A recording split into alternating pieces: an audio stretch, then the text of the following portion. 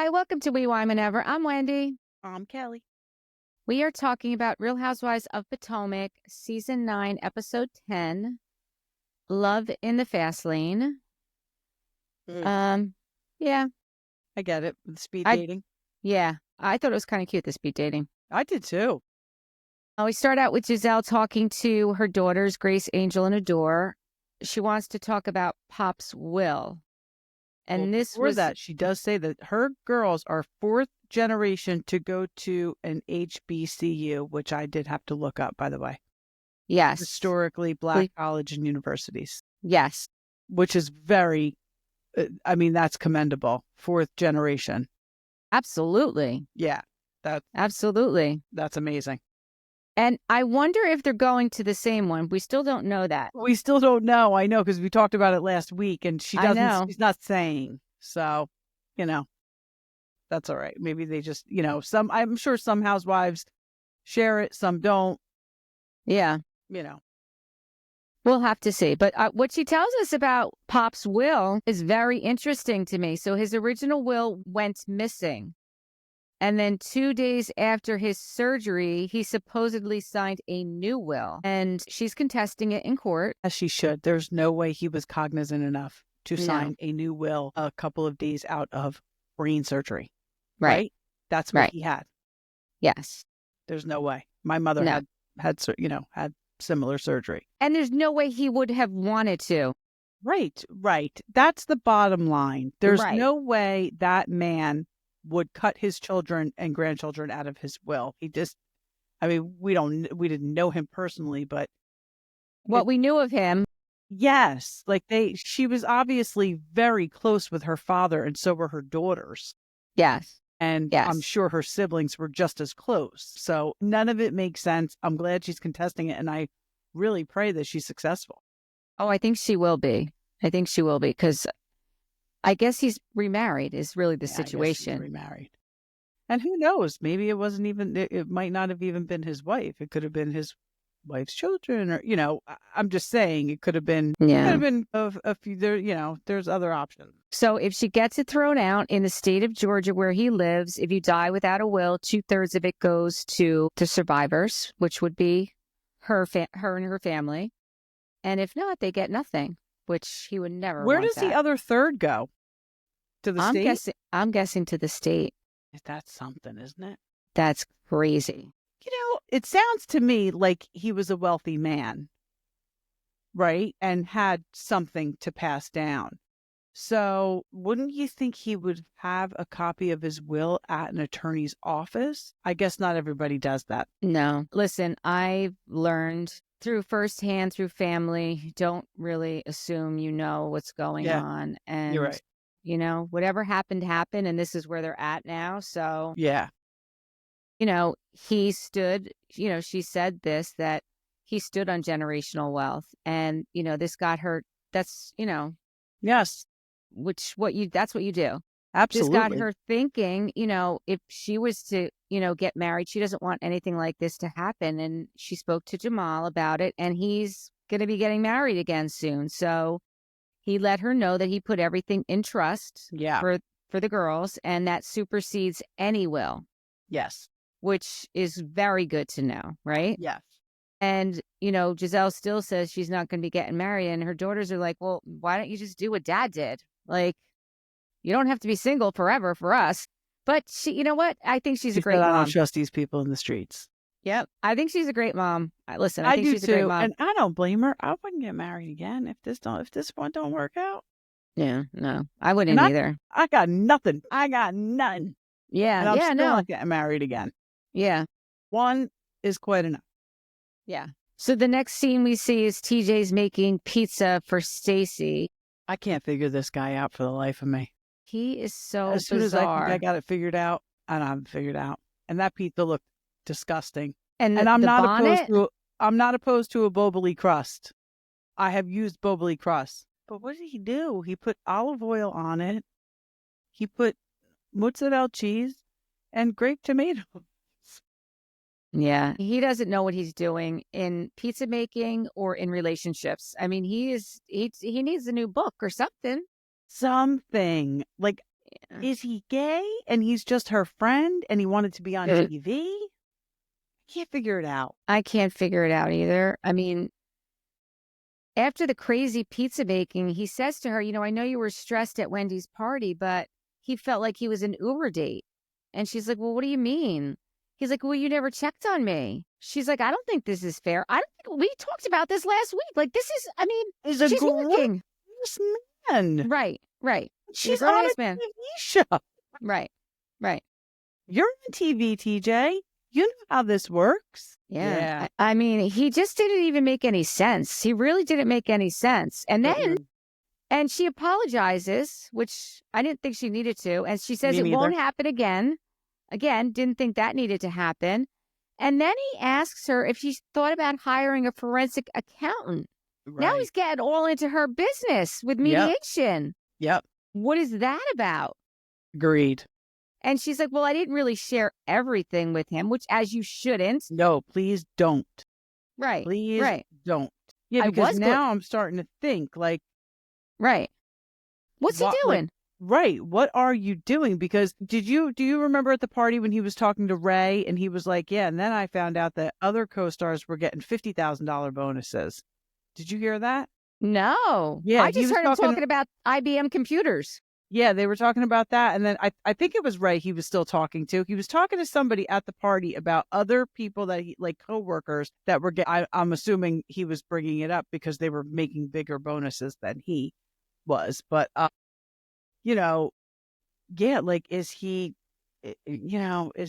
just trying to tap into that money? Because I think her soon-to-be ex has some dough.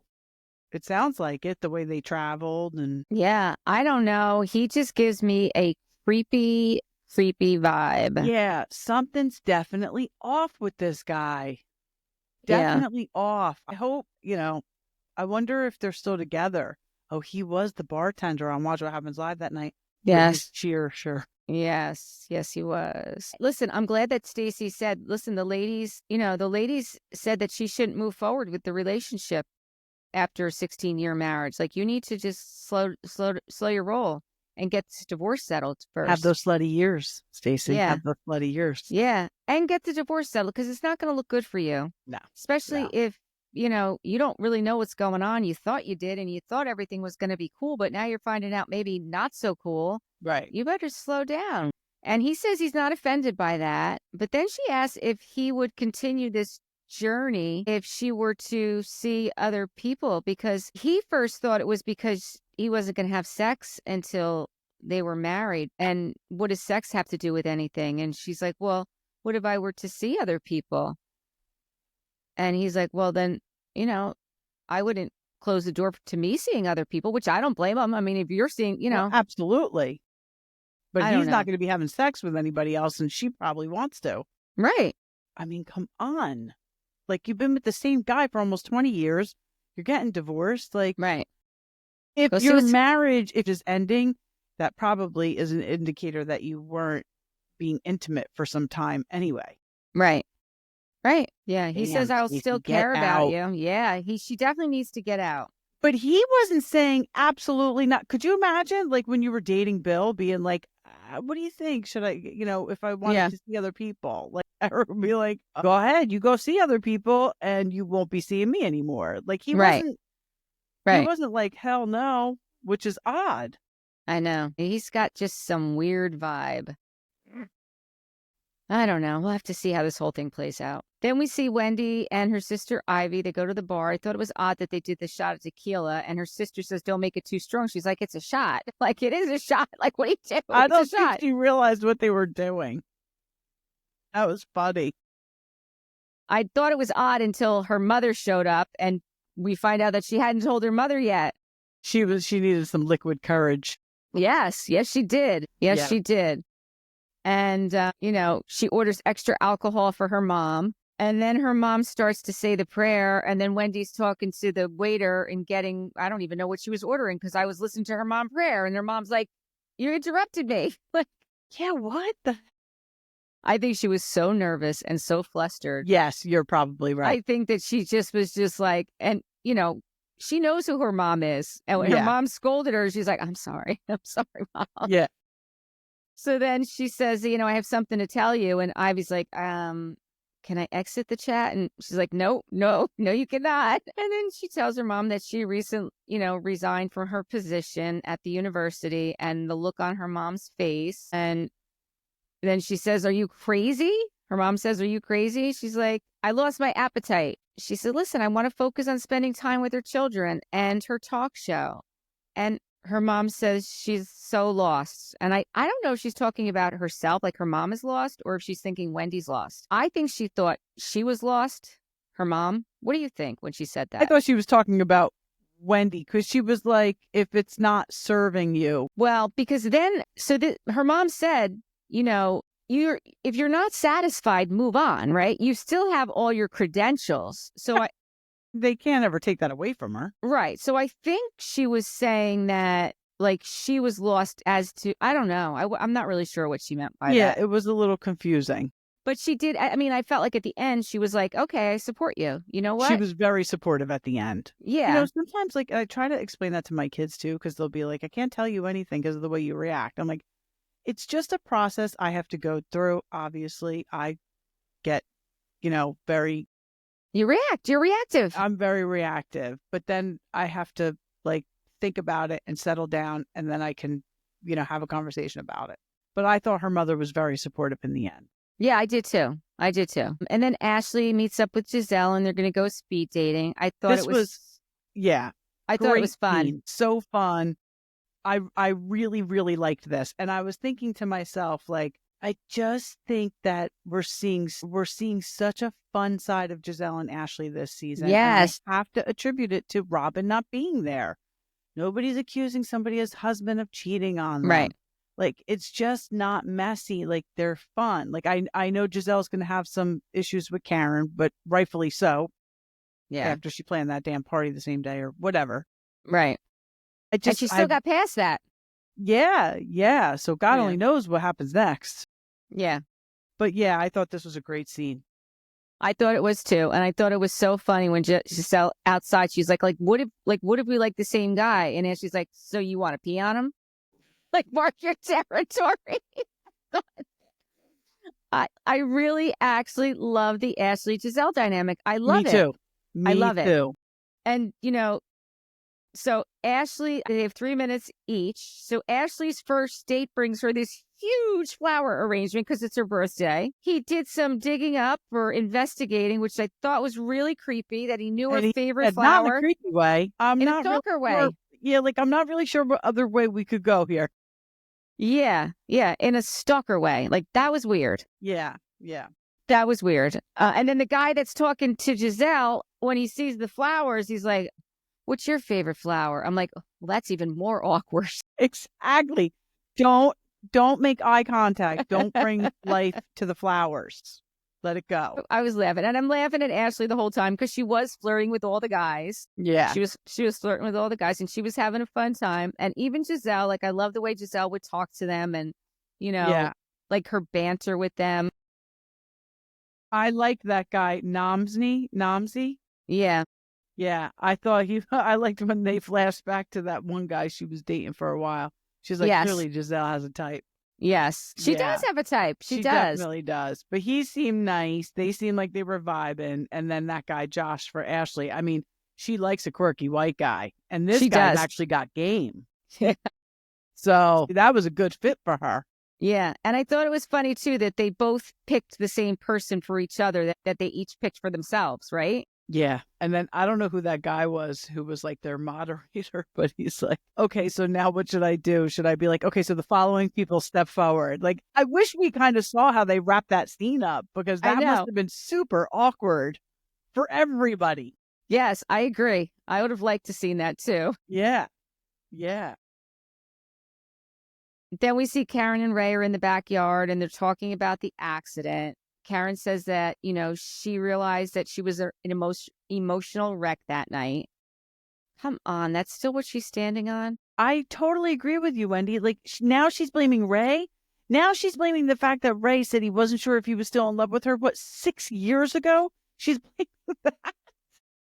I mean, your parents passed away how many years ago? Listen, and I'm not trying to minimize that, but it's still. like, Karen, come on. You Right. fucking drove drunk. You Right. blew. You were drunk.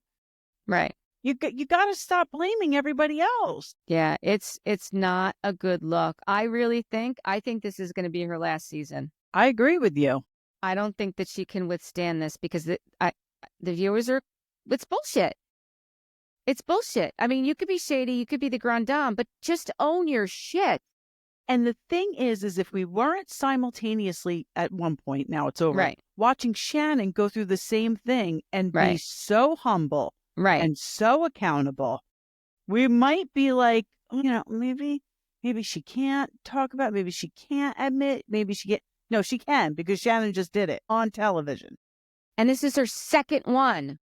So that makes it so much worse. And I'm not judging her. Listen, I'm very much capable of getting myself in trouble in that way. I have had a couple of drinks out and have driven, and I shouldn't have. So I'm not judging her. I'm just saying she has to say, yes, I made that mistake and I did that. Right. She still has not done that. No, I agree. It's really wild. I agree. And Ray says, he's been trying to be extra supportive. I've even been your taxi cab. Because I guess if you don't go to court, you don't lose your license until it goes to court. I guess not. Which is crazy. Yeah. Yeah. Because you So could go out and do it again. Right. Yeah, it is crazy. And then she's like, we've been married for 28 years. Okay, but what does that have to do with anything? Right. It's just, I'm you mad have at to her. learn how to cope. Yeah. Yep, you sure do. And if you need to drink to cope, I get it. I hear you. But don't drive. You have to know at your age that you can't drive. Right. Yes. And if you do, you have to admit and take accountability and pay the price. Mm-hmm. Then we see Mia's on the phone with Gordon, and then Kiarna comes in and she ends the call. I thought this whole thing with her and Kiarna talking about how she's going to help her with Gordon because Kiarna's boyfriend Greg is in the mental health field, so she knows it by association when really she has a spa. I mean, did I miss something there? But she came in with her open arms shirt on. You saw that, right? Did. I mean, just last week she was telling us that she has her own business and she doesn't work there. Right. But she's wearing the shirt this week. I don't even know. Like, No, what are you right. doing? Like, what are you doing? Yeah. This was very, very produced, this scene. Even just the way Mia was on the phone when she came in. And Gordon was like, it seemed like he was like pouring a little bit of his heart out. She was like, okay, I got to go now. Kiarna's here. Like, First she doesn't even say anything. She just starts talking to Kiarna. And like, he's still on the phone. Right. I'm like, this is bad. It was bizarre. It was bizarre. It really was. It really was. She does mention to Kiarna that she's going to do the paternity test because Ink wants it. Even though she's convinced that Jeremiah is Gordon's, but he acts exactly like Ink. Okay, Mia, which is it? And this Seriously. is what I didn't like. She said that Ink is being, what's the son's name? Jeremiah?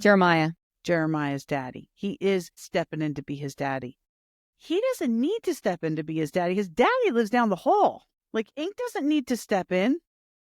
I know. Like, know your place. That's not your place. His father is alive and well, and he's right down the hall. Well, he's not well, but he is alive. Right. Yeah. But still. Don't you think, like, listen, I think it's wonderful that they're bringing light to mental health. I think more shows should do this, but I don't know. I feel like she's like kind of like how people think Dorit's going a little overboard with the alcoholic thing. Yeah, I hear you. Which we got to talk about that when we're done talking about Potomac.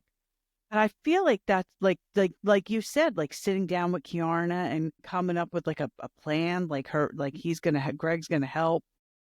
Yeah. Why isn't Greg there then? He's the mental health professional. What the hell are you doing there? And why isn't G here? Like, why are we all having this conversation about G and he's not even here? I mean, have you ever heard of HIPAA? Exactly. That's what I'm saying. Yeah. It's just crazy to me. It's so crazy. And I know, don't come for me. I know HIPAA is a doctor-patient relationship. I know he signed a waiver to be on the show. I know all that. But still Though, like, I just feel like at this point, you know how I feel. I think Bravo is thinking ship. But Right. I feel like Bravo should be a little bit more careful with what they're putting on TV. But I Mm-hmm. guess they just feel like they're, like you said, he signed a waiver. We can say and do whatever we want. Yep. Yep. Outrageous. It really is. It really is. So then we see Ashley meets up with her date, Josh, and they're playing beer pong. Which we Ash, excel at, by the oh, way, Wendy well, and I. not so much me. I'm only kidding. We suck.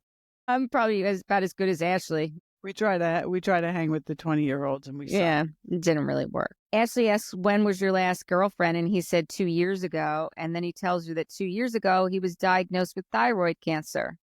Like, that's a big bomb to drop, right? Yeah. I thought it was odd. She asked him about remission when he never said he was in remission. Like, he could still have thyroid cancer. Yeah. Yeah. But he did say he is in remission. Right. But you're right. It was a risky question. Yeah. On air. Yeah, exactly. He's like, oh, okay. Yeah. She's a little bit concerned about his age because he's only 30. I don't remember how old Ashley is. I guess she's probably 40 now. Because no. You know what? I'm honestly gonna look that up because I don't know. I feel like she's young. I feel like she was like 28 when she came on the show. And how long has she been on? I don't think she's more than 35, but let's see. She does say he seems mature. 30 and years old. She's 30. So he's 30. I mean, what's 6 years? That's not a big deal. But I guess, men are usually less mature than women. And she does have 2 kids.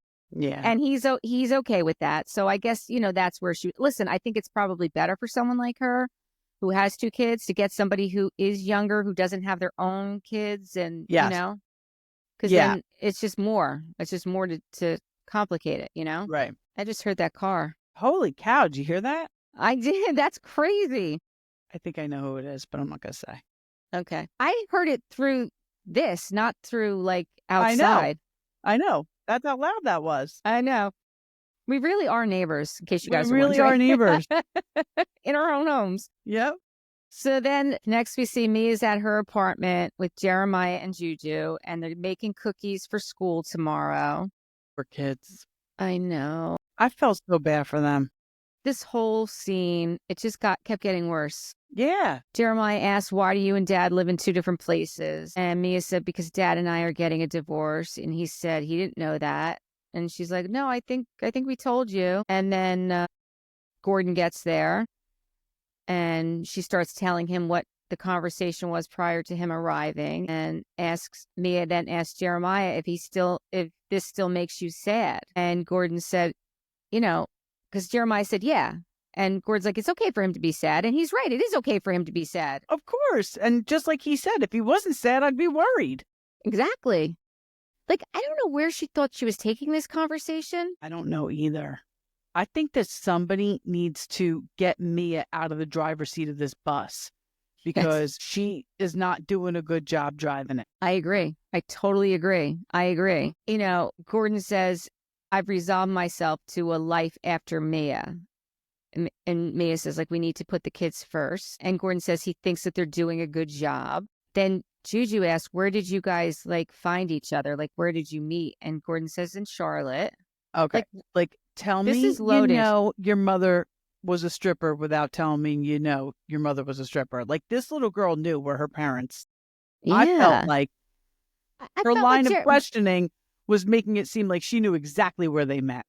Even Jeremiah, I feel like he knows why they live in 2 separate places. I think that this whole thing was set up, and it was bad. It was set up so poorly. So bad. He finally says in a club, and then Juju says, you can't marry Mr. Ink. And she also says to Mia, you get what you get and you don't get upset. I mean, that was actually the best line. I mean, so I think that's what we're going to name this episode. That's what we're naming this episode. You get what you get and you don't get upset. Yeah, for sure. That's what we're calling this one because that was the best line. That was the best line. But did you notice that Mia said, Kiarna thinks you living here is ludicrous. Right. Ink thinks we need boundaries. Right. What do you think, Mia? Right. Exactly. Because you're putting stock into what everybody else is thinking. Yep. Yep. That conversation was very strange. It went on too long. It made no sense.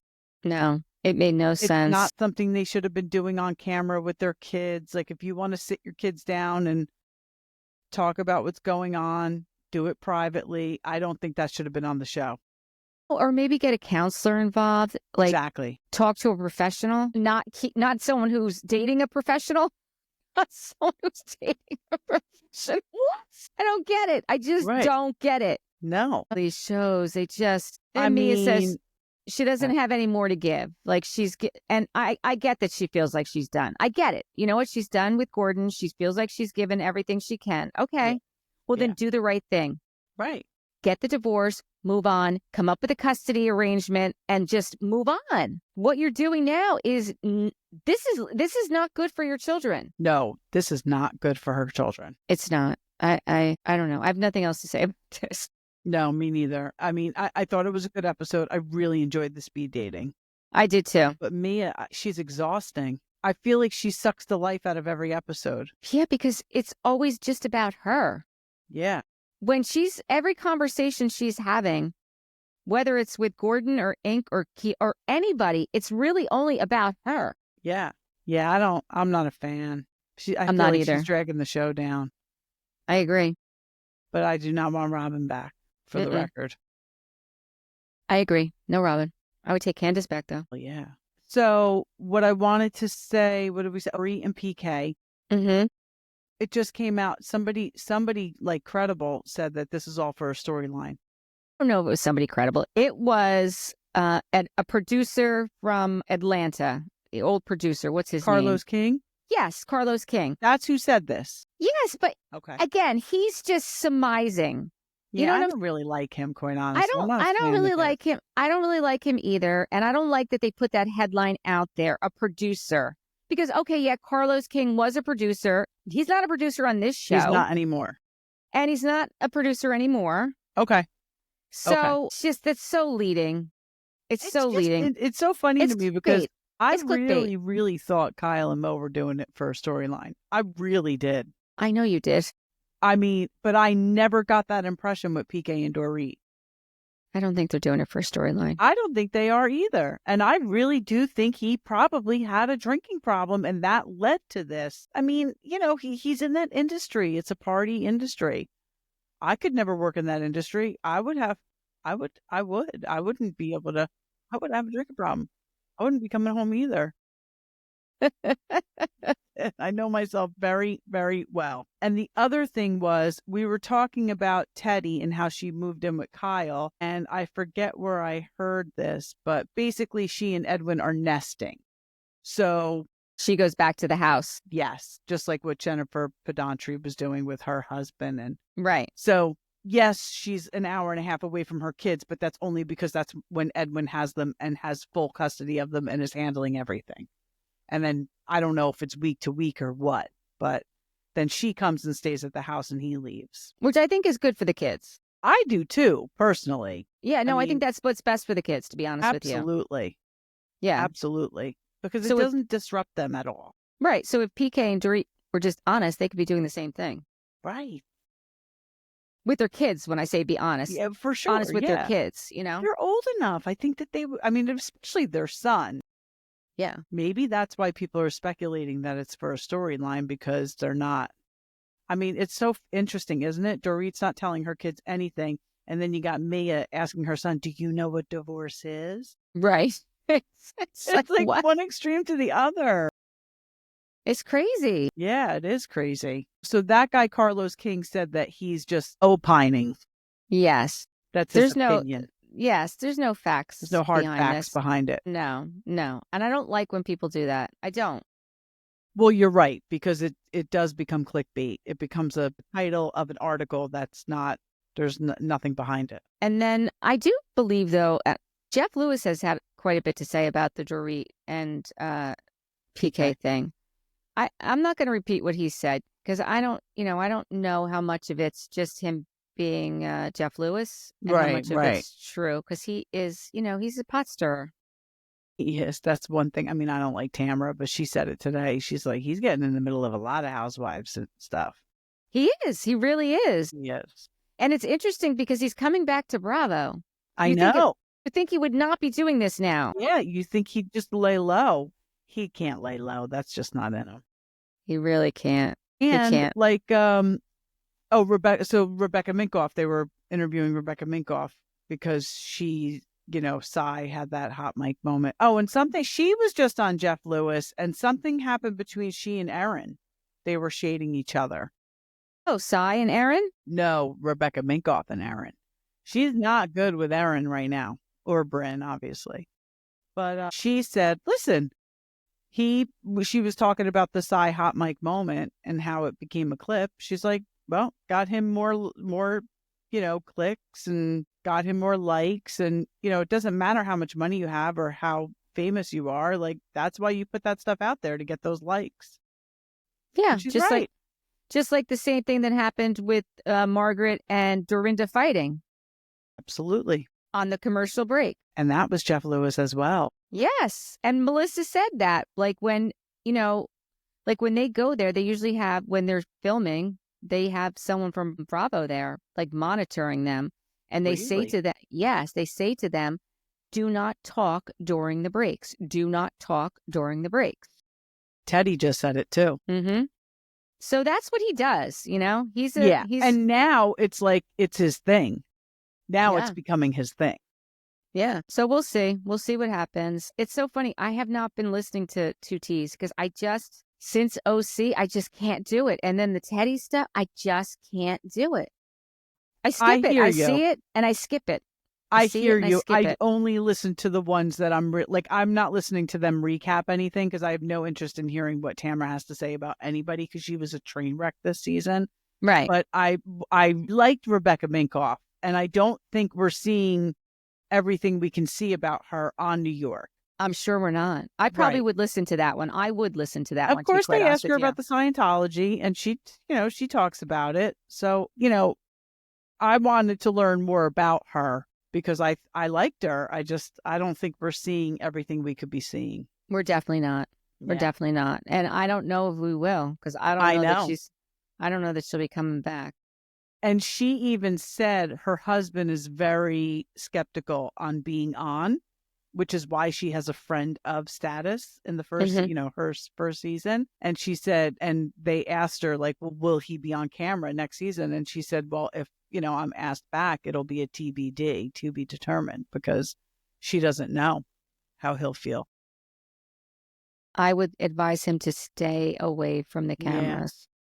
Especially if they're scrutinizing her about this Scientology thing. I don't know if her husband's a Scientologist. I'm assuming he is. Even if they're not, listen, you don't need this, Rebecca Minkoff. You have $100 million company. Exactly. You don't need this. You don't need this in your life. Just like Todd doesn't need it on Salt Lake.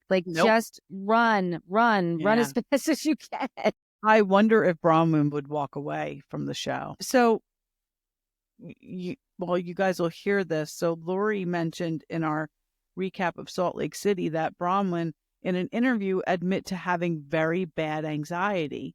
And we all said this explains a lot how Todd acts with her on camera. He's almost trying to protect her when he sees certain symptoms coming out of her anxiety. I know that feeling, and you want to swoop in. Interesting. I'd be surprised if she comes back. I'll be honest with you. And I actually do like her, but I don't think it's a good place for her because of her marriage. And, anxiety aside, I don't think it's good for their relationship. No, I agree. And what's more important, they don't need the money. They don't need it. She doesn't need the fame. She doesn't need it. She can just keep husbands going. really lean into it. Yeah, they do. Some don't. I feel like Angie's husband's a good balance. He really doesn't get involved, but if he sees his wife getting, pounded on by somebody else, especially somebody else's husband, he steps in. Yeah, no, I agree. But some husbands just, I'd like that. I don't know. Seth does too much. Justin does too much. Well, Seth is barely there, but I mean, we don't see Seth that much at all. And John just is a yes man. John is a yes man. That's what John is. He's just a yes man. He most certainly is, which I don't think Lisa could be with any other type of man, quite honestly. You know who's a good balance? Happy Eddie. By far, one of my favorite house husbands, Happy Eddie. Yeah. Happy Eddie's a good balance, right? Yeah. How funny was when she said that, certain things she does her, the Nigerian community looks down on, like selling the devil's lettuce. Oh, yes. Oh, That was yes. I so think funny. that is so funny. That was great. Oh, no, I love Happy Eddie. I think he does a great job because he'll defend his wife, but he's not here for the mess. And she doesn't need defending. But No. she can defend herself. Yeah. We Yep. should check out her talk show. I think it's on YouTube Yeah. because I don't think it went anyplace else. We should check it out. Yeah, I'll check it out. Yeah. I don't have anything else. Do you have anything else? No. No. Okay. Until next time, thank you for watching and listening. Bye. Bye.